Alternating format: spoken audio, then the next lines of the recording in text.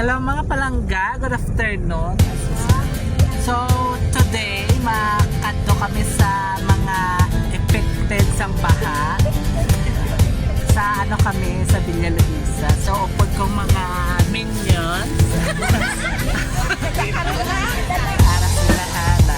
Former SK staff. Thank you so much sa mga sponsor, sa mga donation, especially sa aton nga pinalangga nga buluwanon nga tagpusoon. So Junjun Negosa, Kansita Helen Negosa. At thank you so much man sa aton former SK President kay R. Stephen Tupas, kay Tita Ma'am Abong. Iskan I know nga grabe gid nga aton nga SK chairperson nga president kabisan wala na siya yan sa posisyon kadumdum din sa mga bululigan. So gina-encourage ko tanan nga mga SK nga gabay pa maging modelo ang aton nga former SK president. At salamat man sa ako mga upod sa mga ano ni Al, mga arang mga former staff na sakay Mami Norilene ka, thank you so much for donation 1,000 pesos. Thank you so much. Pagka aton man sa mga driver na kung wala sa hindi kami makakanto guys. So pasalamatan tayo yung driver na kahit kung wala ko sila hindi kita makabuli at sa taong bukong wala naman nga driver. So kung may mga eto Ramon kasi may mga tiyak ka mo mga asawa pwede na siya pwede na siya uy bot-bot lang na si Ramon. So thank you kids. So mo going kamay unhan sang sidar. So ano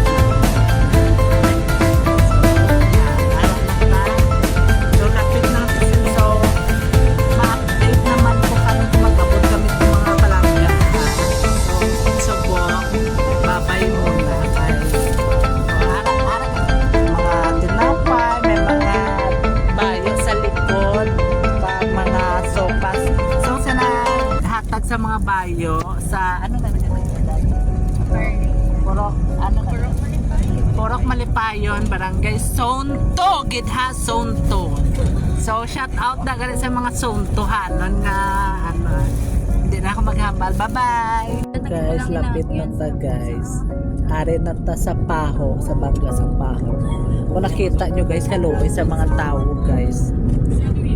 Oh, ara na sa eskwelahan ko nung ari na ta. Ari na ta sa Villa Luisa.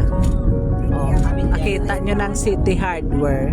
Kung gusto nyo magbakal sa mga about sa mga gamit sa inyo balay, ari ang City Hardware sa Cadiz. Mga ano kid, mga nagmi. City Hardware sa iya. So ari na ta guys. Going ta sa eskwelahan guys, kaya totoo na mga nabahaan. So makita nyo na karon guys pagkatapos na i-upload ko dayon basi may idugang kabuda nga mga donation guys. Kaya actually may arang pa yun sa Uso, sa Carmen kadamo gidya guys ang sa mga families nga mga lugar nga nabahaan. Pulis guys, ari na ta sa eskwelahan, so may mga pulis. Ara guys, may ga ano man na may ga panghatag. Nigoro mga ginikanan na nigoro sa mga balay. Bata.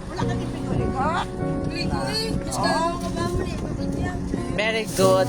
So hello guys, ari na ta din no. So hatag na ta sang aton nga mga hatag na ta sang aton nga mga ano. So ari na ta di everyone. So amo dala. Ara sila haba.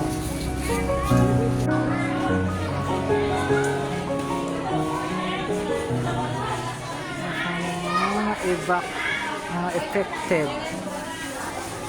So hello guys, so hatag ara na sila nagakalalaon na.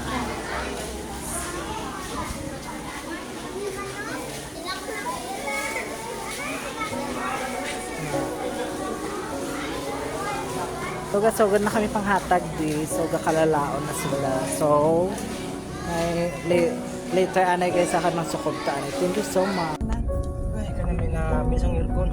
So, ta sa Uso, Barangay Burgos. Again, thank you.